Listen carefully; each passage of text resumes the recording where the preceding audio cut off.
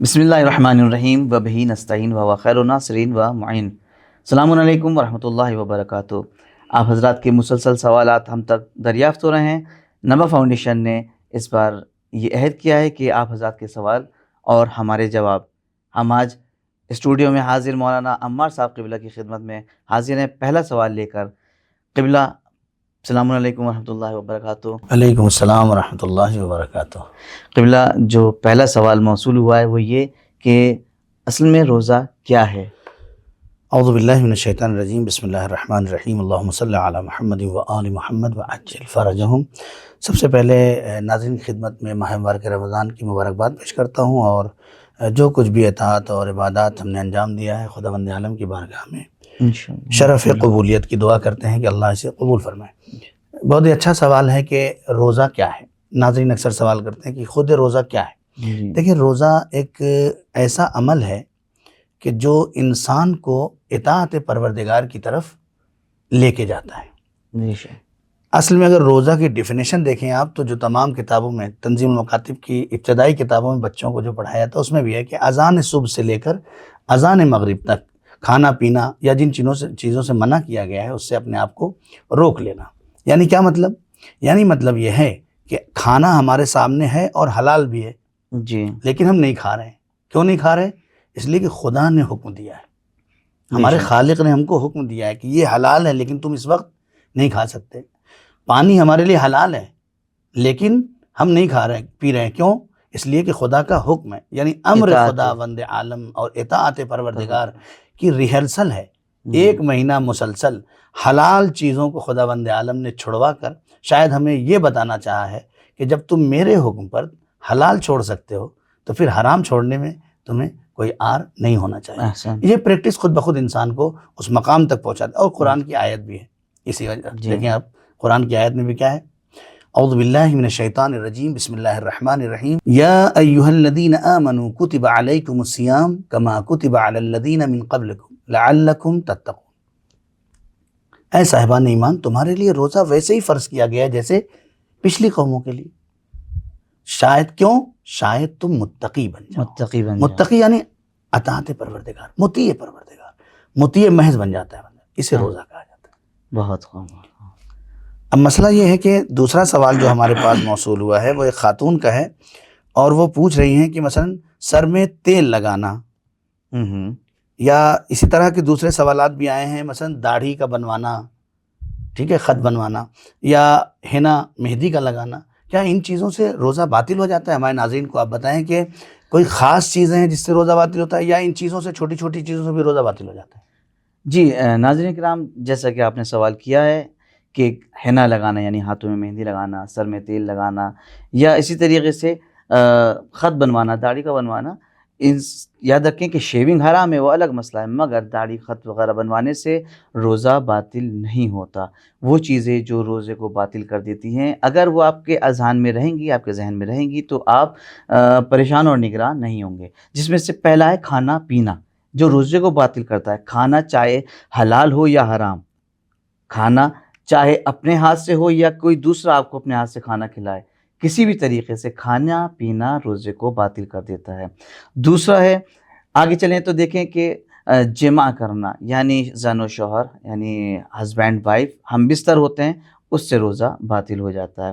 یا استمنا کرنا، استمنا یعنی کسی خود اپنے ہاتھ سے ہی منی کا خارج کر دینا، یہ چیزیں روزے کو باطل کر دیتی ہیں۔ آگے خدا، رسول یا ائمہ علیہ السلام کے اوپر جھوٹ یا بہتان باندھنا، مثلا عوام میں دیکھا گیا کہ اپنی بات کرنے کے لیے یا اپنی بات منوانے کے لیے، جناب قرآن میں ایسا لکھا ہے، وہ آپ نے کہاں دیکھا قرآن میں ایسا لکھا ہے؟ وہ چیز قرآن میں نہیں ہوتی، اپنی بات منوانے کے لیے، یا امام فلاں امام نے ایسا کہا، یا رسول کا فرمان ایسا ہے، ایسا روزے کی حالت میں کہنا روزے کو باطل کر دیتا ہے۔ یعنی ایسی گفتگو سے اور فالتو گفتگو سے بھی پرہیز کیا جائے، ایسا نہ ہو کہ آپ کے دہن سے، آپ کے منہ سے ایسی بات نکل جائے جو آپ کے روزے کو باطل کر دیتی ہو۔ اس کے علاوہ حقنہ یا اینیما لینا، یہ ایک علاج کے لیے استعمال ہوتا ہے، اس سے بھی آپ کا روزہ باطل ہو جاتا ہے۔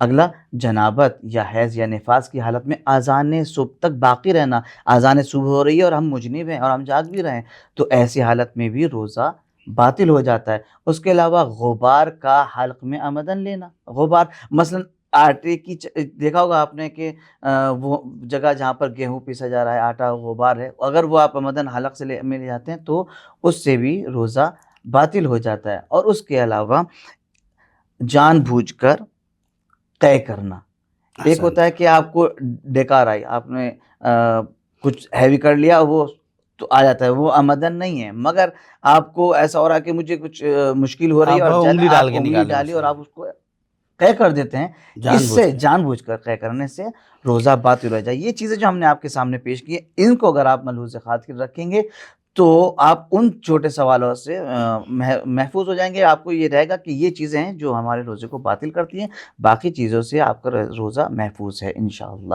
انشاءاللہ، جزاک اللہ۔ یعنی اس کے علاوہ اور کسی چیز سے روزہ باطل نہیں ہوتا ہے، نہ سر میں تیل لگانے سے، نہ داڑھی بنوانے سے، نہ ہینا لگانے سے روزہ احسن، ویری باطل گڈ، جزاک اللہ۔ نہیں ہوتا۔ ایک سوال جو ہمارے سامنے ہے وہ یہ کہ کیا صرف اذان صبح سے اور اذان مغرب تک بھوکے رہنے کا نام روزہ ہے؟ جیسے ہم نے بتایا نا یہ چیزیں روزے کو باطل کر دیتی ہیں، اچھا تو ہم ان چیزوں کو چھوڑ دیں، خالی بھوکے رہیں گے ہم خاموش۔ یہ سوال یہ بہت اچھا ہے، کیونکہ اس سے غالباً فلسفہ روزہ بھی ظاہر ہوتا ہے اور وجوہات بھی بہت اچھا سوال ہے، یہ بھی خاتون کا سوال ہے، اور وہ پوچھ رہی ہیں کہ کیا اذان صبح سے اذان مغرب تک بھوکا رہنے کو روزہ کہا جاتا ہے؟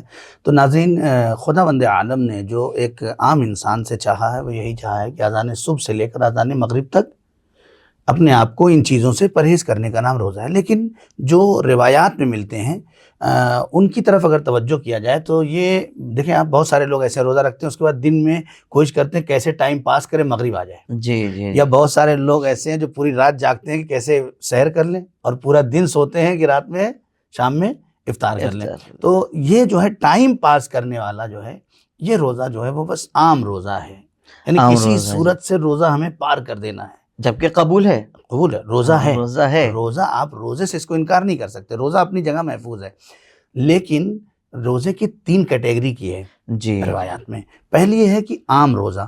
عام روزہ کیا ہے؟ یہی ہے کہ انسان جو ہے وہ اذان صبح سے نیت کر کے رہ رہا ہے، بھوکا پیاسا ہے، اور شام ہو جاتا ہے۔ مولا کائنات فرماتے ہیں بہت سارے ایسے روزہ دار ہیں جن کے حصے میں بھوک کے علاوہ کچھ نہیں آتا۔ اللہ اکبر، یعنی افسوس ہے، یعنی مولا فرماتے ہیں بہت سارے ایسے روزہ دار ہیں کہ جن کے حصے میں بھوک کے علاوہ کچھ بھی نہیں آتا ہے۔ تو یہ کیا ہے؟ یہ وہی ہے کہ ٹائم پاس کر رہے ہیں کس صورت سے۔ یہ الگ بات ہے کہ ماہ مبارک رمضان میں سونا بھی عبادت ہے، وَأَنفَاسُهُمْ تسبیح، اللہ یا انفاسکم تسبیح، تمہاری سانسیں بھی جو ہے وہ عبادت ہے۔ عبادت میں ہونا کوئی کمی نہیں لاتا سونے سے، لیکن کہنے کا مطلب یہ ہے کہ اذان صبح سے اذان مغرب تک آپ جو ہے وہ گیم کھیل رہے ہیں، موبائل چلا رہے ہیں، سیریل دیکھ رہے ہیں، ویڈیو دیکھ رہے ہیں تاکہ ہمارا ٹائم پاس ہو جائے۔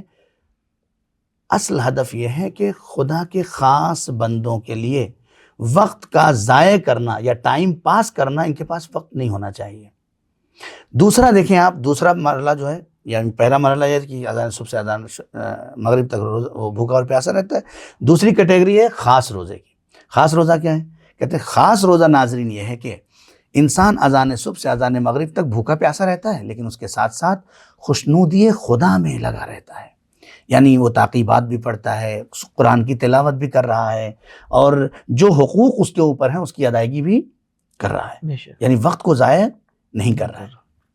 تیسرا مرحلہ ہے روزے کا خاص الخاص، وہ وہی ہے شہزادی فاطمہ زہرا سلام اللہ علیہ ارشاد فرماتی ہیں کہ روزہ صرف بھوکا رہنا نہیں ہے، اپنے آپ کو بھوکا رکھنے کا نام نہیں ہے، بلکہ روزہ یہ ہے کہ انسان اپنے کان کو روزہ رکھے، اپنی آنکھوں کو، اس کی زبان روزہ ہو، اس کے ہاتھ پیر یعنی اعضاء و جوارح روزہ ہو۔ یعنی خاص الخاص روزہ یہ ہے کہ بندہ اپنے خدا کی بارگاہ میں پورے اعضاء و جوارح کے ساتھ، پورے وجود کے ساتھ مطیع ہو جاتا ہے اور کہتا ہے پروردگار اب یہ آنکھیں وہی دیکھیں گی جو تو چاہتا ہے، یہ ہاتھ وہی انجام دیں گے جو تو چاہتا ہے، یہ زبان وہی بولیں گی جو تو چاہتا ہے۔ احسنتم، یہ خاص الخاص روزہ ہے۔ بہت خوب، بہت خوب۔ انشاءاللہ کہ ہمارے ناظرین کو یہ بات سمجھ میں آ گئی ہوگی کہ روزہ کتنے طریقے کا ہوتا ہے اور ہمیں کون سی قسم کا روزہ رکھنا ہے۔ جی بہت خوب۔ یہ ایک اہم سوال ہے، وہ یہ کہ ہم روزے کی نیت کب کریں، یا روزے کی نیت کو کیا زبان سے ادا کرنا ہی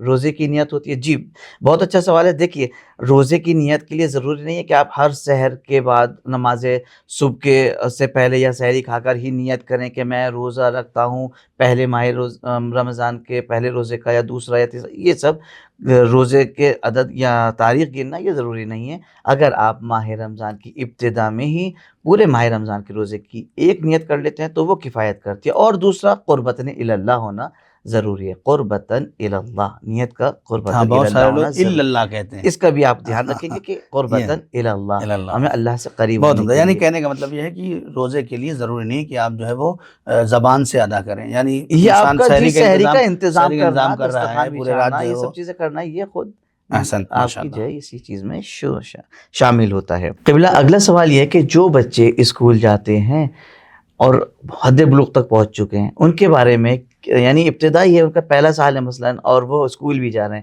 ان کے بارے میں کیا حکم ہے کہ روزے کے سلسلے میں کیا کریں؟ جی قبلہ, اور یہ بہت ہی اچھا سوال ہے. اور اس وقت جو ہے وہ پورے معاشرے میں والدین یہ سوچ رہے ہیں کہ میرا بیٹا اگزام بھی دے اور روزہ بھی رہے, یہ کیسے ہو سکتا ہے؟ یا اسکول بھی جا رہا ہے بچہ اور روزہ رکھے, یہ کیسے ممکن ہے؟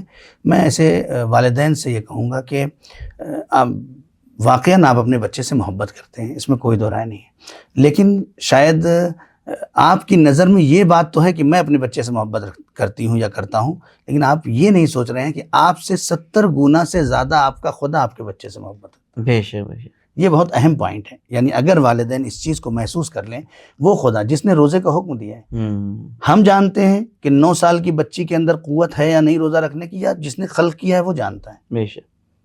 ہم جانتے ہیں کہ 15 سال کے لڑکے کے اندر قوت ہے یا نہیں, یا جس نے خلق کیا ہے وہ جانتا ہے.